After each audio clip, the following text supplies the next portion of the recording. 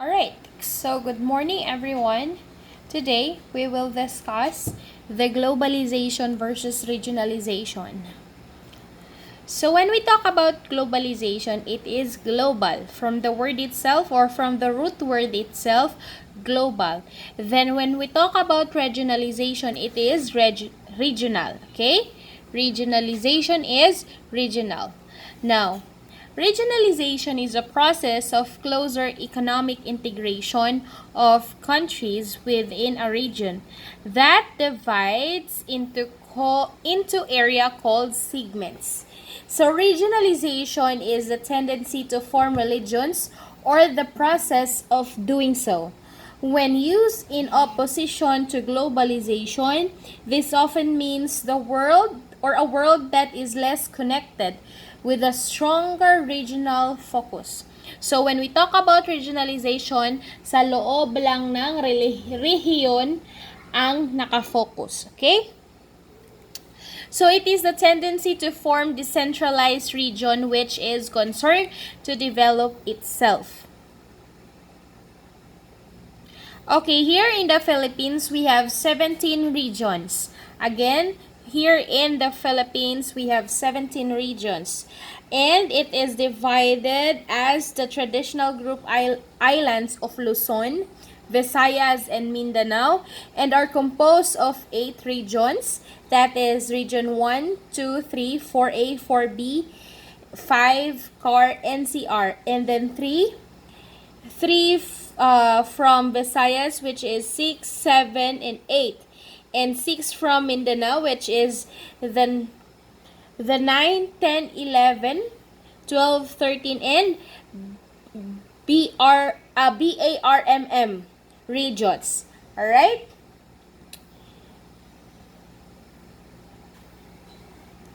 So when we tackle today the regionalization, we will tackle the cause, the effects, the advantage, and the disadvantage inside the regions. Okay.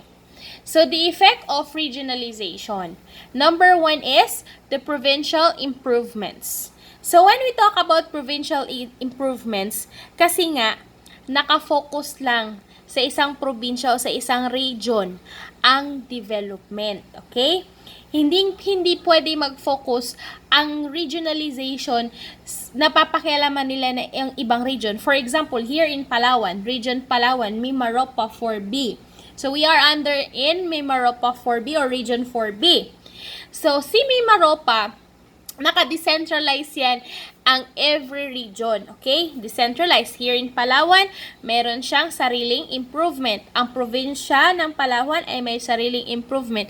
It is because naka-decentralize dito ang sarili nating region.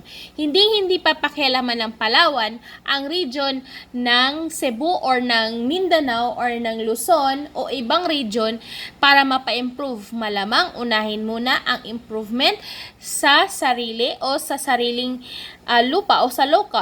Okay? So, kagaya lang din yan ng pagano, hindi mo pwedeng mababago ang iyong syota kung ikaw mismo ay hindi magbabago. Okay?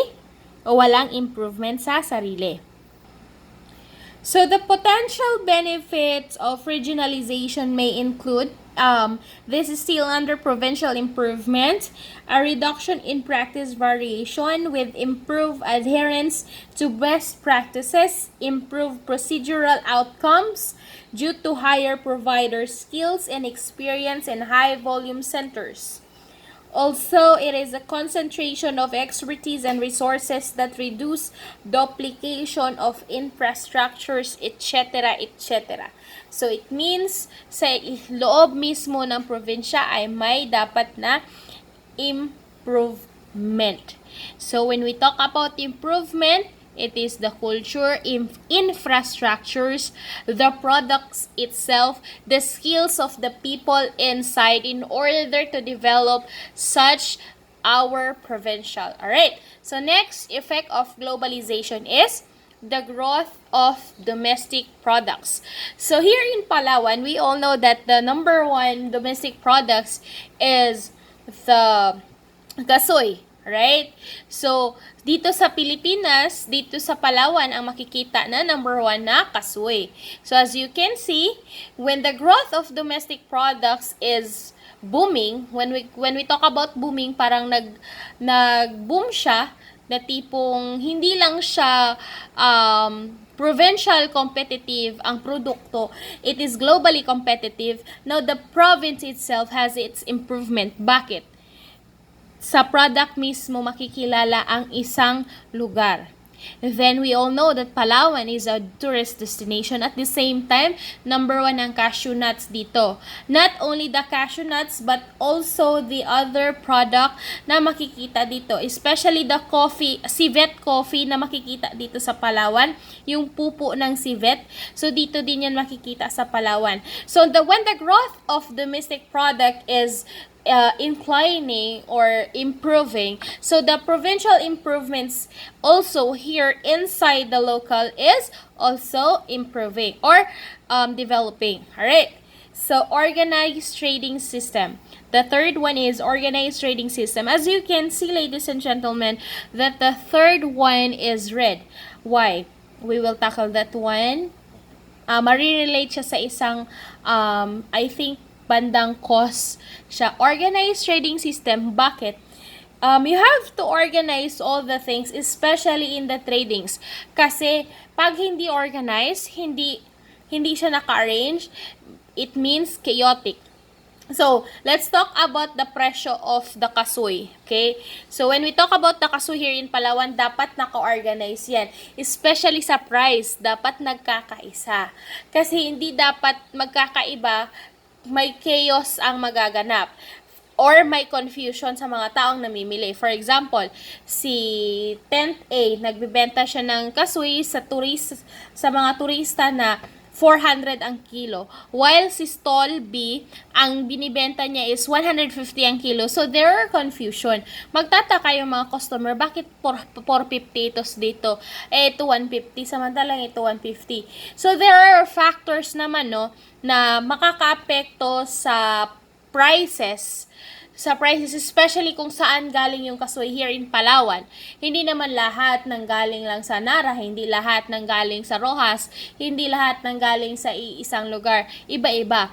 So, nakadepende pa rin yung presyo kung saan nanggaling ang kasoy. But, here in the organized trading system, parang pinaplansya niya lahat, especially the pricing, no, the costing of the product. Kahit saang lupalop pa man nanggaling si kasoy o saang lupalop man nanggaling ang isang produkto, dahil sa organized trading system na ito, iisa lang ang presyo. Magkakasundo lahat in order para patas ang kagaya si stall A 450, si stall B 450. So patas ang presyo. So yung mamimili walang confusion. Alright? Nagigets? So, organized trading system also ponders the nature of relationship between the multilateral trading system and regional agreements. So, yun ang sinabi ko kanina, especially on the pricing. But, there are a lot of factor, hindi lang pricing ang pinag-uusapan natin dito, which is ang pricing naman ang pinaka-very best example in organized trading system. Alright, so it is all about agreement. Okay, pagkakaisa. Alright, now we will talk about the opportunities of the regionalization. So we talk about first the MSE flourished. What do we mean by MSE flourished? It is okay, when we talk about the MSE flourished, let's talk about first the abbreviation of MSME. So what do we mean by MSME? It is the micro. M stands for micro, S for small, M for medium, and E for enterprises. So the micro, small, and medium enterprises flourished. What do we mean by that? So an MSME in the Philippines is defined as any business, activity, or enterprise engaged in industry, agribusiness and or services that has an asset size with a much bigger money in the bank. So, lahat ito, when we talk about MSME, the micro, yung mas small pa sa mga small na business man or businesswoman or mga businesses, the small businesses, the medium or what we call the bigger businesses or the establishment and inside the enterprises. Alright? Alright. The MSME supports the announce of relaxation on interest rates on any kind of businesses, especially the loans for the MSE player. What do we mean by MSE? So, yun yung mga micro and small enterprises. To expand and scale up the scheme to providing financial solution more numbers. Okay? So,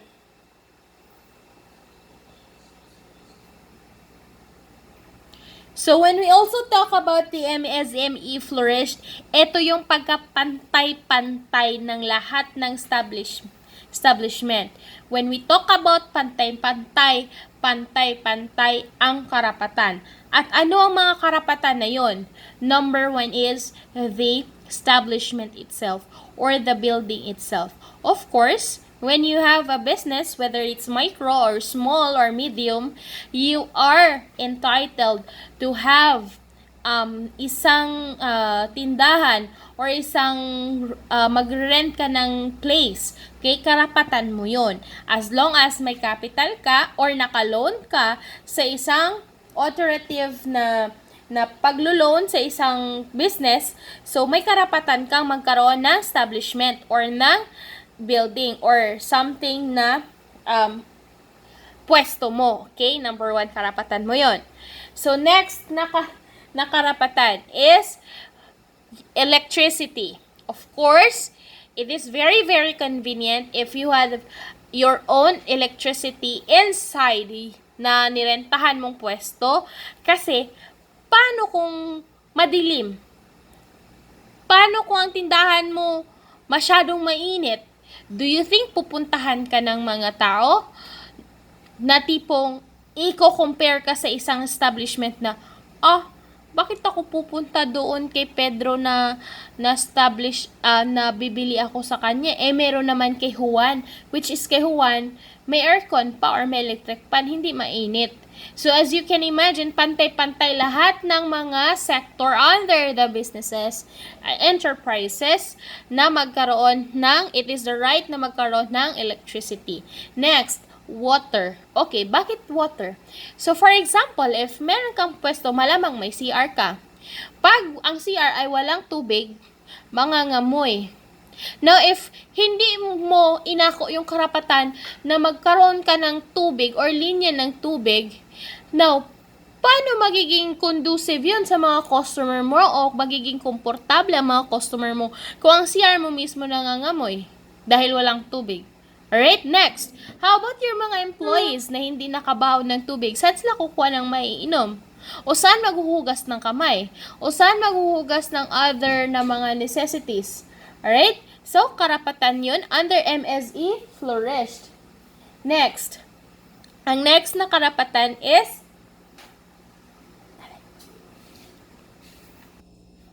so, that's all for MSME flourished. Now, we will discuss the second opportunity, the increase in profit. So, as you can still remember, the effects of globalization a while ago, the growth of domestic product, when there are growth of the domestic products, so there are provincial improvements. So, of course, there are increase in profit. So, when we talk about the increase of profit, kasi ngayon, nasa business sector kayo, or for example, here in Palawan, the number 1 business here, or the driving tool that makes develop the Palawan is the tourism itself, no? the tourism itself. So they are increasing in profit, not only the small player or the small businessman, but also for the medium enterprises. So, kumikita ang isang enterprises, at the same time kumikita yung employee nila. So, pag kumikita ang isang negosyo, malamang lumalaki din yung tax na binabayaran sa city. So, pag binayad yun sa city or sa province, malamang malaki ang oportunidad na magde-develop ang isang province. So, there are increase in profit. Next is the preservation of culture and tradition. Of course, dito lang naka-focus tayo inside our region. So, nakapreserba ang culture natin, ang kultura natin, at yung mga tradisyon. What do we mean by tradition? Ito yung tipong balayong festival, Baragat-bagat, Baragatan Festival. So, ito yung mga tradisyon na sineselebrate natin or whatsoever na mga festival na sineselebrate inside the Palawan. So, preservation of culture, yung mga kultura na napaloob dito, hindi magagalaw yun kasi ito din yung kultura at tradisyon na naka-indicate na you are Palawan or you are taga Palawan. Alright? So, this is the one of the opportunities. Alright, next, demand for high quality in life. Of course, if there are increasing in profit and the development on your business, so magde-demand ka talaga ng high quality in life. What do we mean by that? If inside a province, lumalago ang infrastructures, like for example, the buildings, the capital, the barangay hall, the airport, ano bang na-develop under infrastructures na makikita na improving ang inside ng region. Now, when we talk about people naman, they are increasing in profits. Of course, magde-demand ka ng high quality in life. Of course, magde-demand ka, if may business ka, magde-demand ka ng sasakyan, magde-demand ka ng bigger na bahay or bigger na rerentahang mga pwesto kasi nga lumalago ang business. So, this is very good opportunity for especially here in Palawan is the tourism itself. But, this pandemic, malamang nag-convert sa ibang businesses ang nasa tourism na sector. Alright, next. If we have the opportunities under regionalization, we also have the challenges. Alright? So as you can see, the number one challenge is the monopolized system. As you can see, as you can remember, the effects of global regionalization is organized trading system. Here are the number one challenge is the monopolized system. Kaya siya nagiging organized because it is monopolized. So, this challenge is, we know that it is negative, but there are positive factor inside the monopolization of the system itself. Nakasistema na yan, and nobody's change it. Ikaw na lang ang kakainin ng sistema at lalamunin ng sistema, but hindi magbabago ang sistema. Whether ang tao papalitan o may pinapalitan, pero ang sistema nandyan at monopolyado yun. It is because of the organized of the trading system. Alright, next. Challenges number 2 is can't offer aid to another.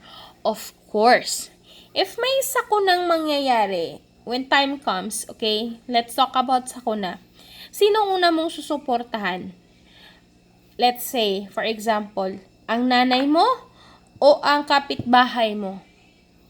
Malamang unahin natin yung nanay natin, which is itong nanay symbolizes our own province, alright? Our own province or our own city. Bago ang kapitbahay. Parehas naman kayong nadilubyo Pero, syempre, uunahin natin ang sariling atin. So, that is why we cannot offer aid to another. Not unless,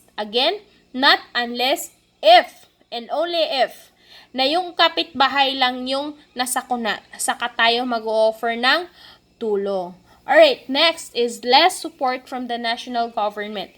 When we talk about less support from the national government, kasi hinahati-hati, nakahati-hati lahat ng support all over the region in order at least may suporta ang national government, but it is less.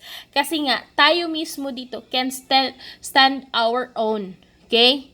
Can stand our own inside the country. What do we mean by that? Kaya nito, provincial improvements, we can stand in our own. How about the support? From the government itself, from the national government, we have the less support, especially pag may pare-parehong sakuna ang dumating. Of course, kailangan paghati-hatian. Next is the less promotion of cultures.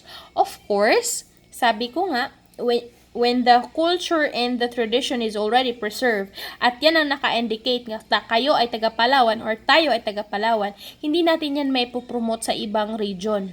Kasi may sarili din silang kultura at tradisyon. Hindi natin pwede na, uy, ikaw taga Cebu, culture at tradition ka sa aming mga maggaya-gaya ka sa aming Palawan. No. They have their own culture, they have their own tradition, their own celebration, at kanilang mga paniniwala, mga beliefs. Okay, we cannot promote our culture and tradition to other. And because of that diversity, our country is as one. Alright? So, next topic, or next discussion, we will talk about the globalization, the opportunities, the challenge, and challenges. Alright. So, I hope you learned something from me today all of under regionalization. So, I hope you stay safe and stay well. Everyone, have a great day ahead. Bye-bye.